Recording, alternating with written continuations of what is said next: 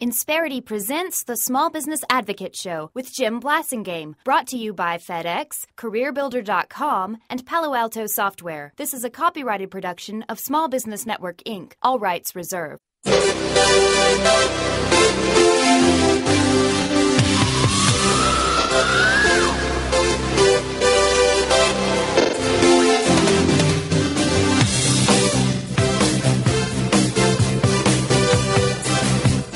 We're back. It's 12 after the hour. Thank you very much for joining me. Thanks for hanging out with me. I'm Jim Blasingame, and you're listening to the Small Business Advocate Show, and I'm glad you're here. Joyce Weiss is with us, ladies and gentlemen. Joyce is a longtime member of our Brain Trust. She is the corporate energizer, and she's been a member of our Brain Trust now for a long time. She's the author of Take the Ride of Your Life, and she's here to talk to us about something very important. Joyce Weiss, welcome back to the show. Thank you very much for having me again, Jim. It's good. Always a pleasure to have you back after all these years. We've enjoyed having you as a member of our Brain Trust for a long time now. Joyce, one of the things that I've been trying to get small business owners to realize, trying to help them understand, is that we've got to do more than just change. We've got to do more than manage change. We have to lead change. And that includes leading, being a leader, being out front of the marketplace with regard to our own brand, our own company, making sure that we're not stale. We've got to lead change even when it hurts a little bit. What do you think? Oh yeah, and status quo being the same is the kiss of death. That's what I tell everybody. And rebranding, it sounds like so scary to some people because does that mean it's millions of dollars? I'm a small business owner, and I've had to rebrand, I would say, every 7 years. And I've been a consultant for over 25 years. And there's really three things because I thought about this morning because I knew we were going to talk about that. And three things that some of your listeners can think of. It's not hard. You've got to think of your strengths. You've got to figure out how you're unique. And then you have to think about the pain and the needs of your clients.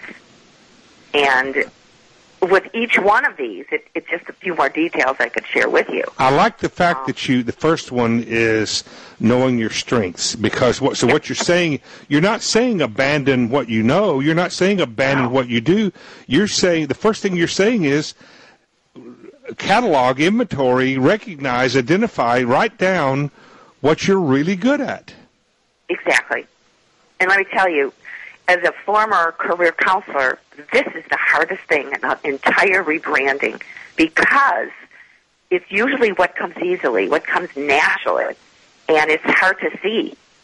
For example, I was a team building expert, a work-life balance expert, and a communication expert. So here I had to figure out, this is what I've done, this is what I want to do, but how can I look at the strength of mine and just twist it a little bit? And how can I not twist it in a bad thing, but look for the patterns? And that's where conflict came out of it. There's conflict in all three of those areas. And once I figured that out, hey, conflict resolution consultant, right. And I still do those three programs, but when people think of you listeners, they've got to think one thing. What is your brand? What are you good at? I want people to say, I'm a conflict resolution expert. What do you want to think? Well, and what I keep coming back to this thing that I keep saying, and I know my audience rolls their eyes when I say this, but I'm going to keep saying it as long as it's important. It's okay to fall in love with what you do, but it's not okay to fall in love with how you do it. Absolutely. Absolutely. And yeah, go on. I was just going to say, let's talk about the second one. Okay, unique. And when I said being unique, I don't mean copying the competition. I mean, how are you different? And it doesn't mean you have to go out and dye your hair blue or green. How are you unique? So again, if I may talk about myself, so the audience can really relate, is I decided how I'm unique is I have so much corporate experience and so many stories that no one can copy from me. They're my stories from the different training that I've done all these years. So listeners think how you're unique. It doesn't have to be huge. Did you discover something? Did you get an award that maybe your competition didn't get? Here's something, Joyce, that I think I think small business owners really underestimate, and that's how much of an expert they are in what they do. I think they know it so well, and it's happened to them so gradually. They don't realize that they're experts. They know more about what they do than maybe anybody else in the world. Absolutely. And small business owners, you're right, because sometimes, I've done it all. Everyone could do this, but that's not true. That's right. We know more than our customers know. That's why they come to us. And folks, recognizing this and leveraging it, using it to your advantage, is all part of rebranding. Rebranding is not changing the color of your sign. It's not. When you're a small business owner, it's not changing your logo, changing your catchphrase or whatever. It's about the things that Joyce is teaching us right now. What about the third one? The needs of the client, which is also, to me, I like thinking about is the pain of the client. So when I thought about my clients, I said, okay, again, if I know my strengths, I know how I'm different, what are the needs of my client? And they're all doing more with less. All of them are burned, not all, but many of them are burned out. Many of the leaders don't know how to deal with hostility or bullying, which we're going to be talking about in the next segment. So this is the pain when I said, hey, it all goes along with conflict. So you've got to figure out what is the pain. I mean, if your clients don't have enough money, then how is your uniqueness, how is your strength going to help them?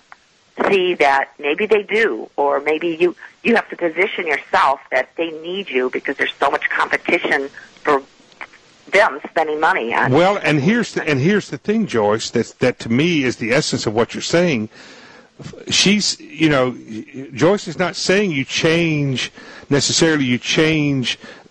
relationship, but the rebranding would be that instead of just selling them stuff, you become a partner with them. You become an integrated partner. If you find out where your customer's pain is and you solve that pain, that's a customer you can't run off, Joyce. Absolutely. And now you become a partner, and that's a big deal. Maybe that's the biggest thing that you should be thinking about from a rebranding standpoint. Don't just think about being a vendor to your customers. Be a partner, and I prefer to be an integrated partner. And I've accomplished this, folks, in my life. Joyce has too.